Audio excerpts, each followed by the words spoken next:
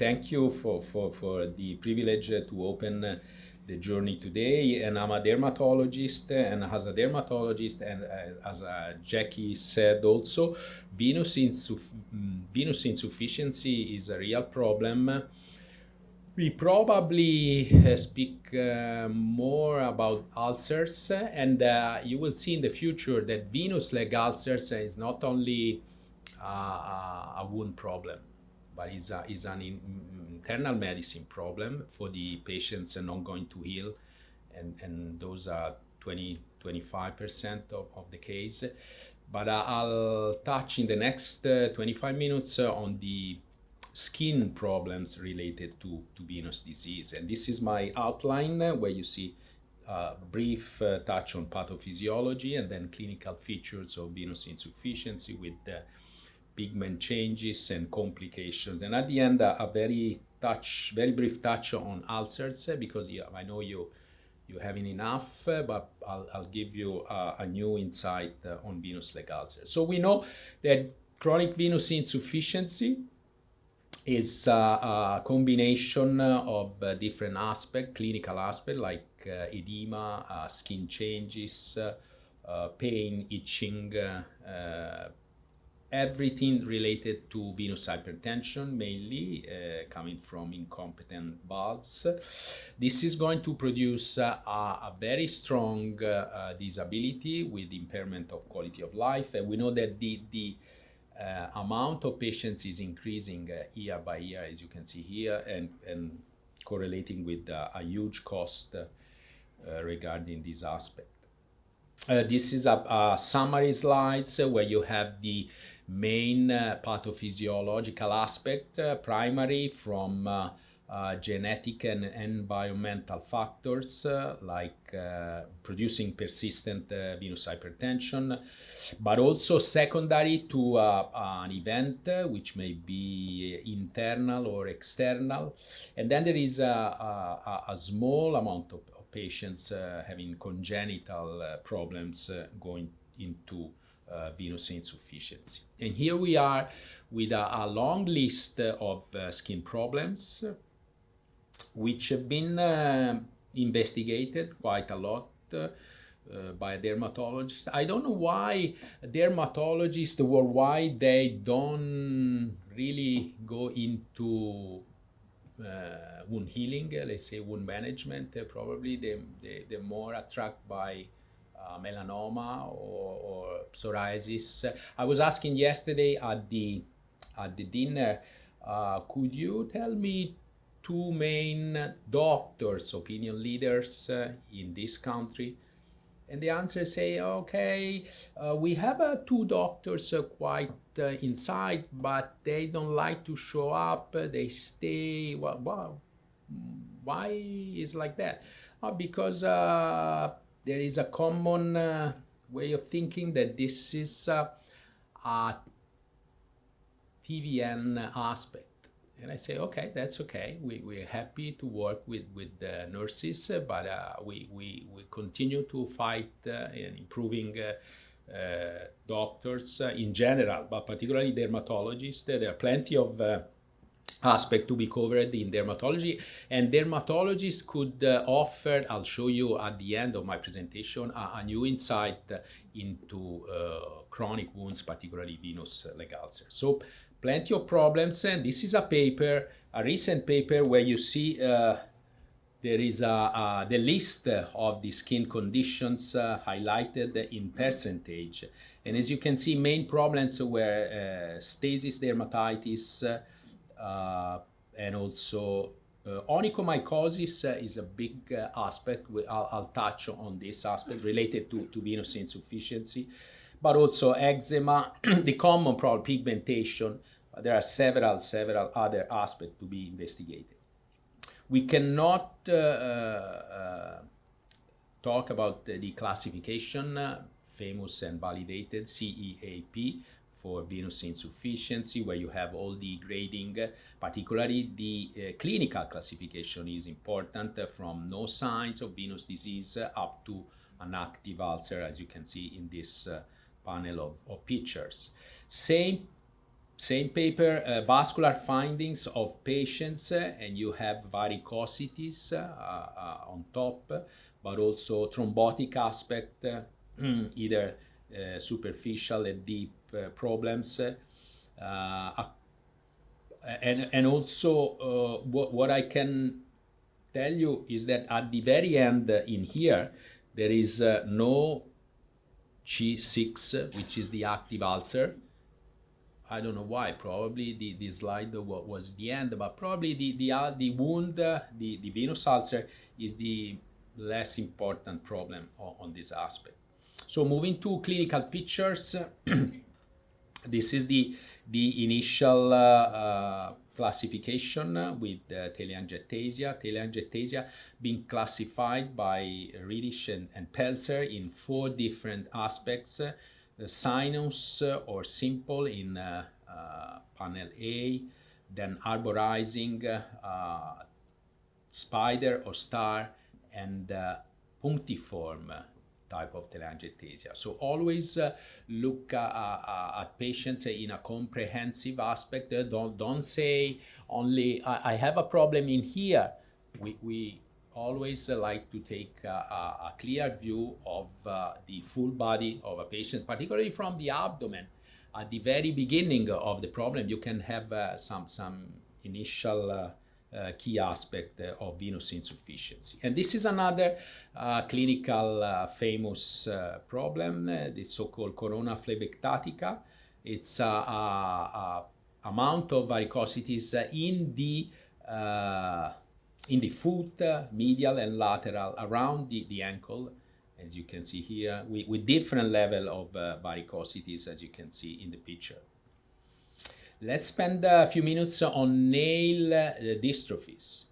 Here you have a patient with a venous leg ulcer and some nail dystrophy. So where is the problem? Is the nail dystrophy caused by venous insufficiency, or is the opposite? And this is a recent paper on the journal European Academy of Dermatology, the top level in Europe for dermatologists, and they were looking at 2 nail abnormalities and onychomycosis in chronic venous insufficiency of the legs. Should we treat? And here's the answer. The nail deformation more prevalent in venous insufficiency compared to normal patients with onychomycosis. But on the other hand, the main treatment, which is always a systemic treatment with different type of drugs, here you have itraconazole, was achieving only 25% total cure rate compared with 60 to 70% cure rate in normal patients. So why is that? It's like that.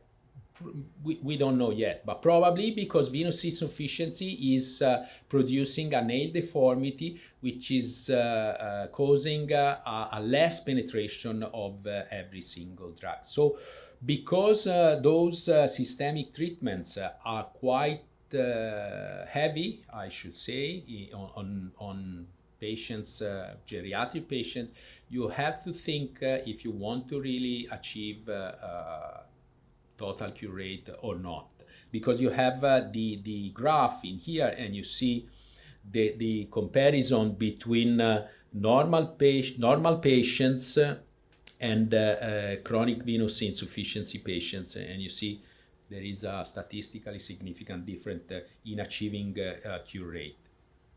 I like to give you a differential diagnosis, because in dermatology particularly, is there any general practitioner in here? No. Okay. So no, I don't want to offend anyone, but in Italy, at least, as soon as you have an onychodystrophy, that's a fungal infection.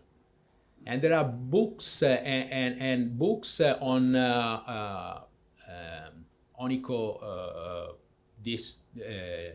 pathology of nail diseases. So this is a patient with a venous insufficiency, but also with a wound in the ankle region, granulating wound with a kind of discoloration on the first digit, a linear discoloration, which is highlighted in here. Anyone like to guess? Higher? Melanoma is a good differential diagnosis, but is not the right answer. Any other one? Pharmaceutical, iatrogenic, what we call. The patient had an hematological problems, and she was taking hydroxyurea oncocarbide, which is causing a side effects like a discoloration, a blue discoloration of the nail plate. So always make a differential diagnosis, but this is just one. There are plenty of differential diagnoses in onychomycosis. Another skin aspect is the pigmentation. We most of the time see is due to hemosiderin extravasation because of venous hypertension. There is another type of pigmentation which is called rusty red pigmentation, and you have a clinical picture in here with this brownish discoloration. So pay attention and do any type of prevention regarding this problem. Varicosities together with the pigmentation, typical sign of venous insufficiency. You have to alert your patients and start a preventing program immediately. And again, the patients are coming complaining of very tiny purpuric aspect on the lower leg, which for us as a dermatology, zero count, really zero. So you have to count, to speak with your patients, familiarize, make patients understanding that this is not a real problem. They just need a compression, a better compression, and will do okay. Main problem is the so-called stasis dermatitis, stasis, because the venous reflux is impaired, and so here you have two very nice clinical pictures. On your left hand side, a bilateral stasis dermatitis, which pigmentation, but particularly dry skin. Very easy to be wounded. On your right hand side, you have a same patient with the two different problem. Same problem at two different stage. On your right leg, you have the acute initial stasis dermatitis, which is more red, very scaly, probably larger. On your left leg, lower leg, you have the brown hyperpigmentation, which means chronic stage. And the treatment is different according to different age of the problem. So stasis dermatitis, mainly by venous hypertension and other aspect. Diagnostic imaging is essential as an investigative technique. Here you have another different. You always see bilateral lower leg problems. This is a unique type of patients with a medium swollen leg on right, and then regular normal leg on left, on right and swollen on left, very unusually. And there is already a small problem here. This is an hydrocolloid covering an ulcer. The exudate from stasis dermatitis was investigated by looking at one of the main actors in inflammation, which is role of matrix metalloproteinases.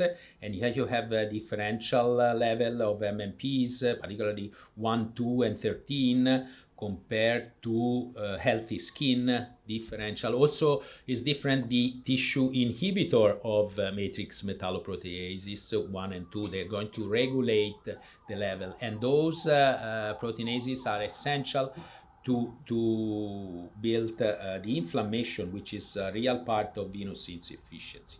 So at the end, treatment is made by compression therapy mainly, minimally invasive venous procedures, if you are able to run with vascular surgeons. Skin, you have to be very careful. I know that topical corticosteroids are very popular in UK. We prefer to use systemic because we as a dermatologist, we face a lot of contact dermatitis, and I'll touch on that also. But there will be more and more treatments, less aggressive topical treatment in the future for different skin problems. We facing now a new era of biological treatment, not only systemic but also topic treatment, particularly for eczema, and eczema is part of venous insufficiency. This is another giant in venous skin problems. Lipodermatosclerosis has to be very well diagnosed. Dermatologists are not so inside of this. I'll tell you why.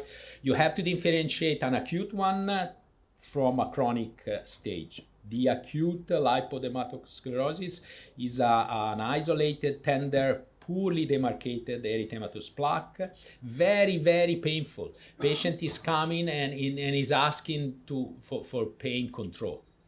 Then there is an in-between stage and a chronic stage where you have a well-defined circumferential, thick, very heavy pigmented plaque. Histology has been clarified at two different stages. There is a lymphocytic infiltration in the early stage and a more hemosiderin deposition in the chronic one. And here you have the acute clinical pictures, most of the time confused with what we call erysipelas or cellulitis. So doctors are going to give antibiotics, oral injection, and the patient is coming back week after week saying, "No, doctor, please control my pain." Just 1, 2, 3 days of systemic corticosteroid, gone, finish. This is an inflammatory problem, not an infection, and also compression. And this is a paper showing before and after good compression in acute LDS. You see the level of redness disappear. And this is the typical chronic LDS with color, pigmentation, and induration. I've been studying this aspect with my mentor, Dr. Vincent Falanga, according to level of induration. That was an interesting part of my life. And as you know, the chronic might be very, very critical if you are going to have a wound in the area. So treatment, mainly mechanical compression therapy, any kind, stockings, pneumatic. In acute lipodermatosclerosis, there is a literature, not only on steroids. Steroids is easy because you prescribe mainly systemic, but there is also a literature on anabolic steroid, which is stanozolol, which being used in geriatric population for osteoporosis. So it is not available everywhere, but is going to cure by oral supplementation. Is going to cure immediately, 2 to 3 days. The patient are going to give you everything because of pain control. Finally, atrophy blanche is another must in venous insufficiency. Usually, clinically, is a white plaque with irregular borders where you have those pinpoint red vessels, which are thrombotic vessels. And this is the nature which is trying to bring blood flow to an area of atrophy. Very, very easy to be diagnosed, a difficult area and a critical area for a potential wound. Why don't we touch also on tumors? So always do not forget that chronic ulcers may go into squamous cell carcinoma or basal cell carcinoma. This is very evident, but sometimes you have that red granulating type of wound bed which is not going to move forward, and after 4 weeks, you have to take a biopsy and send to a pathologist immediately. They're going to give you an answer, really few seconds to give you an answer, and treatment will be different. I'm not touching on lymphatic problem correlated with venous insufficiency, but you very well expert on this aspect, where the skin is going to change. At this level is a papillomatosis, which is going to produce itching and bacterial increase, so another big problem. Finally, a brief touch on contact allergic dermatitis. This is a paper we published a few years ago in Journal of Wound Care, considering a review of our database 15 years. This is a real problem. So you have to correctly diagnose, and you have to look at clinical signs. Lichenification is a chronic stage of contact dermatitis, which is very disturbing for patients. Patch testing is essential. At the time I was doing a fellowship at the Oxford Wound Healing Research Unit. I remember there was a brilliant patch test lab only for wounds. We normally do patch testing for general dermatology, but if you want to deal with if you have a wound clinic, you have to focus on different allergens, a little bit different allergens specifically for those patients. And here you have some stuff being applied mainly on the dorsum, and then you remove 24 and 48, and you take your results. So really, finally, I want to tell you about this paper, which was published on Nature Review, so a top-level journal. Is a good review. It took us 2 years, and UK. It's inside with my very good friend Professor Keith Harding. And we've been exploring new aspects in venous leg ulcer particularly, which is, as I said, a big problem in the venous insufficiency. As you can see here, 1 to 2% of the population worldwide will experience a chronic wound. The concept is here, this circle, which is showing the chronicity of the tissue repair process in those patients not responding to standard heal.